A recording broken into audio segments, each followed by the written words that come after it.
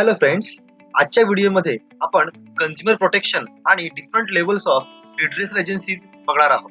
चला तर पटकन सुरू करूया different levels of redressal agencies and comparison between them. First of all हे समजून घेऊया की कंझ्युमर प्रोटेक्शन ऍक्ट हा 1986 ला बनला होता. Initially it was passed by government in the year of 1986, but in the year of 2019 ministry of law and जस्टिसने consumer protection act 2019 propose केला आणि त्याला मान्यता मिळाली 9 ऑगस्ट 19 ला. As per this act, we have 3 levels of redressal agencies. First one is district commission at district level, second is state commission at state level, and third is national commission at national level or central level. So these are the 3 levels of redressal agency. आता बघून घेऊया यांच्यामधलं comparison आणि ते कशा प्रकारे work करतात, प्रत्येकाची territory काय आहे, प्रत्येकाच्या कर्तव्य आणि सीमा काय आहे. चला तर पटकन सुरू करूया comparison between district commission, state commission and national commission. सगळ्यात पहिल्यांदा हे समजून घेऊया आपण की हे तिन्ही पण आहेत रिड्रेसल एजन्सीज, म्हणजे असे कोर्ट जिथे कंप्लेंट्स सेटल होतात. जर कंझ्युमरला वाटलं की त्याच्यावर कोणत्याही प्रकारचा अन्याय झाला आहे, इनजस्टिस झाला आहे, तर तो इथे जाऊन कंप्लेंट करू शकतो, एक प्रकारे केस लढवू शकतो. पण डिस्ट्रिक्ट कमिशन हे काम करतं डिस्ट्रिक्ट लेवलला, स्टेट कमिशन काम करतं स्टेट लेवलला, नॅशनल कमिशन काम करतं नॅशनल लेवलला. म्हणजे डिस्ट्रिक्ट कमिशन हे एका पर्टिक्युलर डिस्ट्रिक्ट पर्यंत काम करतं, स्टेट कमिशन एका पर्टिक्युलर स्टेट पर्यंत काम करतं, नॅशनल कमिशन मात्र पूर्ण देशामध्ये काम करत असतं. याचा अर्थ असा, बघा आपल्याला एक्झाम मध्ये काय लिहायचंय, redressal agencies which settle the claims at district level is called as district commission. Similarly, redressal agency which settle the claims at state level is called as state commission, and redressal agency which settle the complaints at national level is called as national commission. या तिघांमधला नेमका फरक काय तर लेवलचा, district level, state level आणि national level. चला पटकन बघूया एक्झाम मध्ये काय लिहायचं. फर्स्ट पॉइंट आहे meaning. District commission, the redressal agency which settle the claims or complaints of consumers at district level is called as district commission. The redressal agency which settle the complaints of consumer at state level is called state commission, and the redressal agency which settle the complaints of consumer at national level is called as national commission.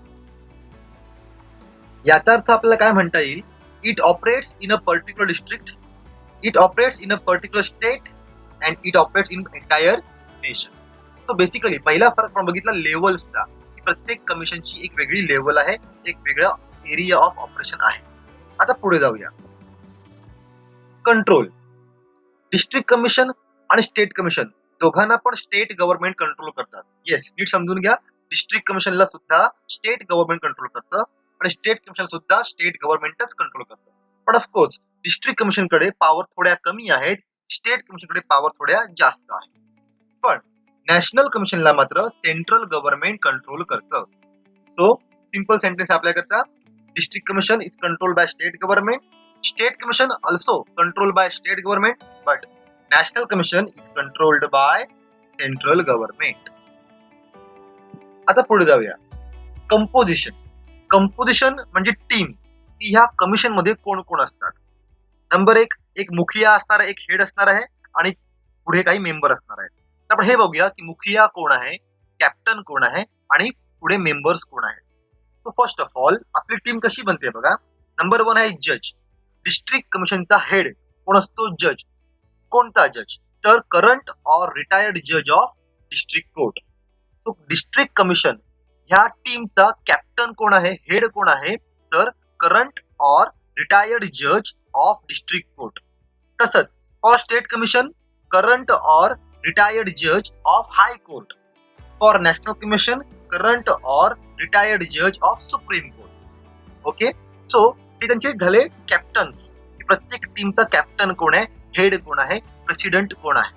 त्याचबरोबर ह्या captain सोबत आता पुढे members किती आहेत. So कमीत कमी member किती असतात बघा. In case of district commission 2 member extra असणार आहेत, म्हणजे जज सोबत जजच्या पुढे अजून 2 माणसं, 2 मेंबर असणार आहेत. फॉर स्टेट कमिशन 4 माणसं असणार आहेत.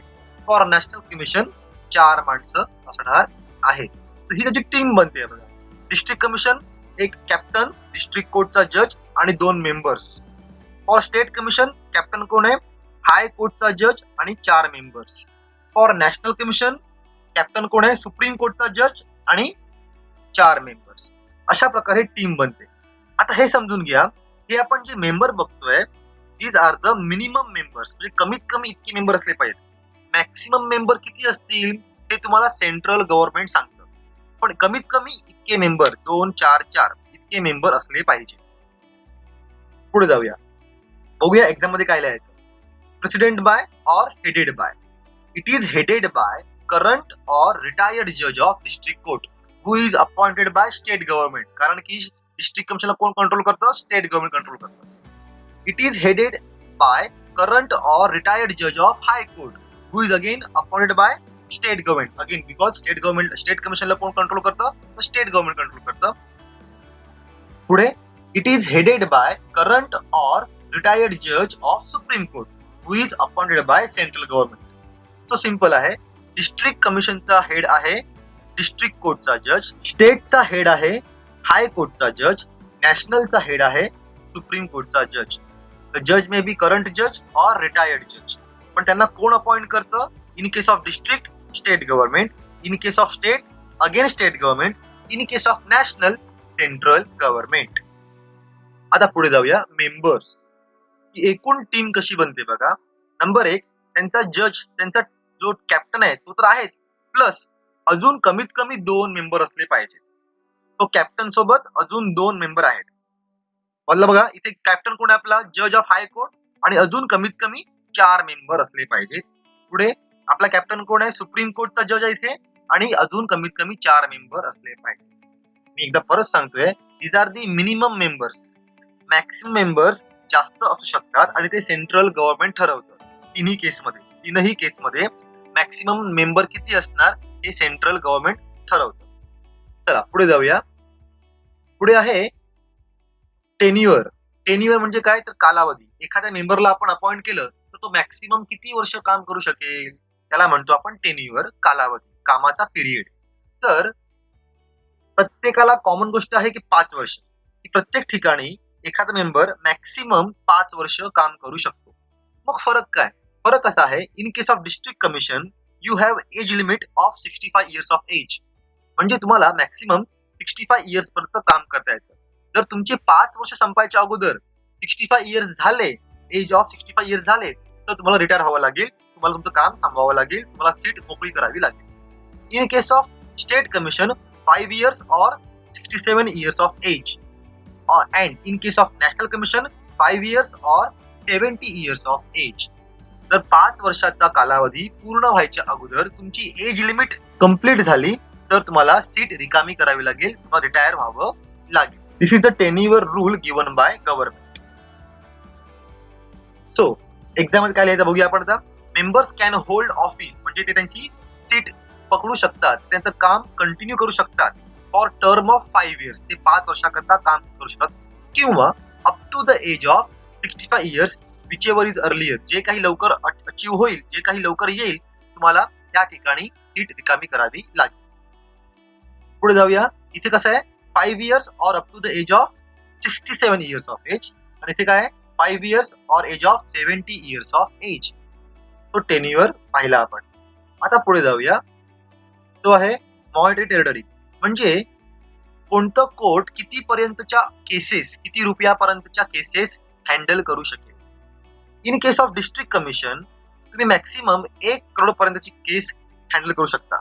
म्हणजे काय बघा, समजा एखादा कंझ्युमर बोलतोय की मी सप्लायर कडनं 5 करोडचा माल घेतला होता, 5 करोडचा माल घेतला होता, तर त्याला डिस्ट्रिक्ट कमिशन मध्ये कंप्लेंट करता येणार नाही. बिकॉज डिस्ट्रिक्ट कमिशनची लिमिट किती आहे? 1 करोड आहे. तर 1 करोडच्या वरच्या रुपयाच्या केस, हायर अमाऊंटच्या केस हायर लेवलला जातात. डिस्ट्रिक्ट कमिशन ज्या काही केस ऍक्सेप्ट करू शकते त्यांची अमाऊंट मॅक्सिमम 1 करोड असली पाहिजे. मॅक्सिमम 1 करोड. त्याच्या खाली डिस्ट्रिक्ट कमिशन केसेस हँडल करणार, पण त्याच्यावरती डिस्ट्रिक्ट कमिशन केस हँडल करू शकत नाही, ऍक्सेप्ट करू शकत नाही. In case of state commission limit कशी आहे? 1 करोड टू 10 करोड.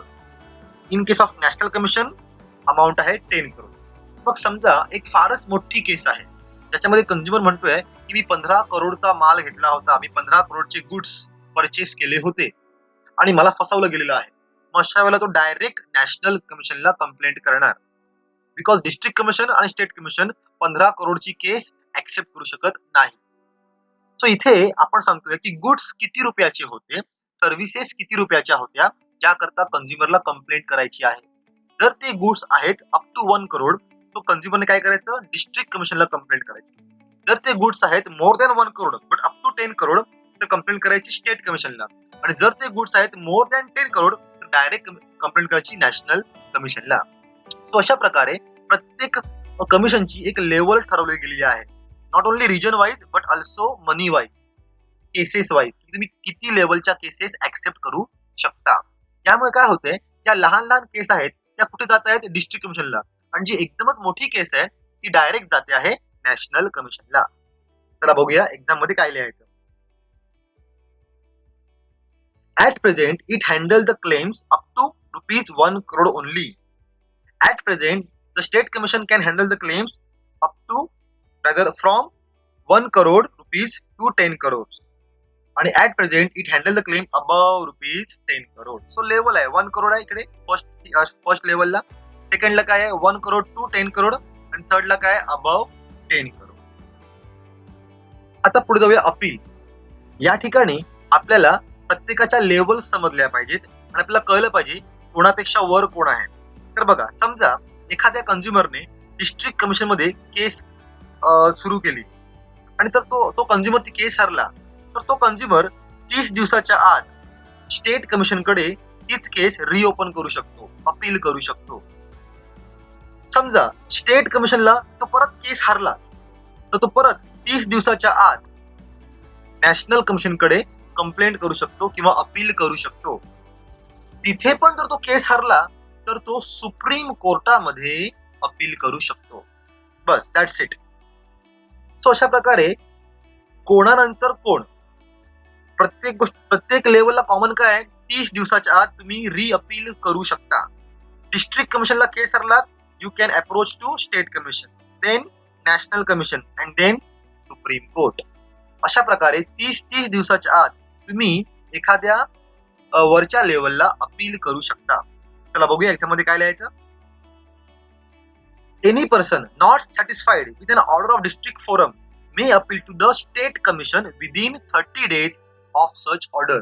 म्हणजे डिस्ट्रिक्ट कमिशन मध्ये जर तो केस हरला तर त्या दिवसापासून 30 दिवसाच्या आत तो स्टेट कमिशनला रिअपील करू शकतो. सेम फॉर, जर तो स्टेट कमिशनला केस हरला तर तो नॅशनल कमिशन कडे रिअपील करू शकतो अगेन विदिन 30 days. आणि जर तो नॅशनलला केस हरला तो डायरेक्ट सुप्रीम कोर्टामध्ये केस करू शकतो, अपील करू शकतो विदिन 30 days. अशा प्रकारे कंझ्युमर प्रोटेक्शन ऍक्ट 2019 ने 3 लेवल्स सेटअप केलेल्या आहेत, ज्यामध्ये कंझ्युमर हक्क मागू शकतो किंवा अन्यायाविरुद्ध लढू शकतो. जर तुम्हाला काही डाऊट्स असतील तर मला जरूर कॉन्टॅक्ट करा.